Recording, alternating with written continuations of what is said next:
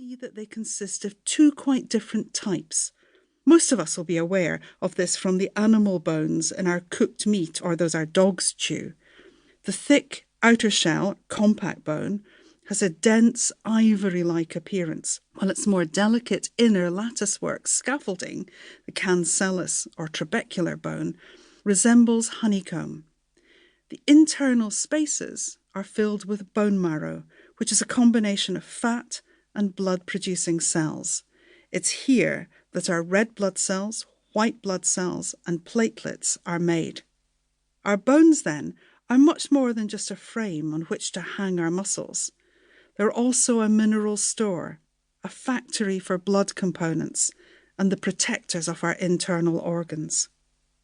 With bone constantly remodelling throughout our lives, it's believed that the human skeleton essentially replaces itself every 15 years. Some parts are replaced more quickly than others. Cancellous bone reforms more often, while compact bone takes the longest. Over the years, we may have many microfractures in our cancellous bone, where individual struts can break, so these need to be replaced promptly before the whole bone collapses. This continuous housekeeping of our skeleton largely goes on without affecting the original shape of the bone. However, some modifications will occur when parts are damaged, or as age alters how we replace those parts. The appearance of our skeleton does gradually change over our lifetime. What we consume to nourish our bones is therefore vital in enabling our bodies to continue to function to their optimal capability. Bone mineral density probably reaches its peak in our 4th decade. Pregnant and breastfeeding mothers in particular draw on those resources, and as we get older, we all do, leaving our bones increasingly depleted and our skeleton more brittle. This becomes particularly marked in postmenopausal women when the protective action of estrogen ceases due to the reduction of hormones in the body. As estrogen depletes, so the floodgates open, bone mineral leaches out of the skeleton and is not replaced, and the bones become more fragile. This may lead to osteoporosis, which leaves us vulnerable to fractures, usually in the wrist, hip, or spine, but they can occur in any part of the body as a result of a fall or any kind of trauma.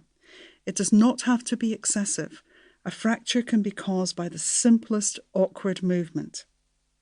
It's in our interest to ensure that we lay down as high a mineral content as possible in our childhood and early adulthood. While we're growing, milk is still seen as the best source of calcium, the most important mineral for our bones. And this was the rationale for supplying children with free milk at school, which began in the UK after the Second World War and continues to this day in the case of children under 5 attending nurseries. The other essential ingredient for healthy bones is vitamin D, which helps us to absorb the calcium and phosphorus they need.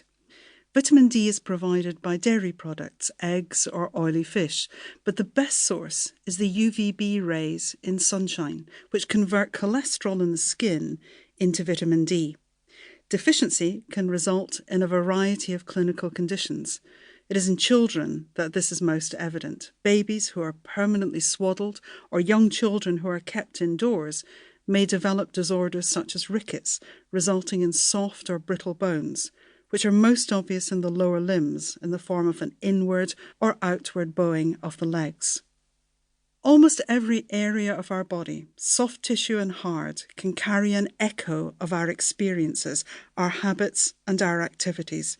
We just need to know which tools to use to recover the evidence, decode it and interpret it. For example, addiction to alcohol is recorded as scars on the liver, a crystal meth habit in the teeth, meth mouth.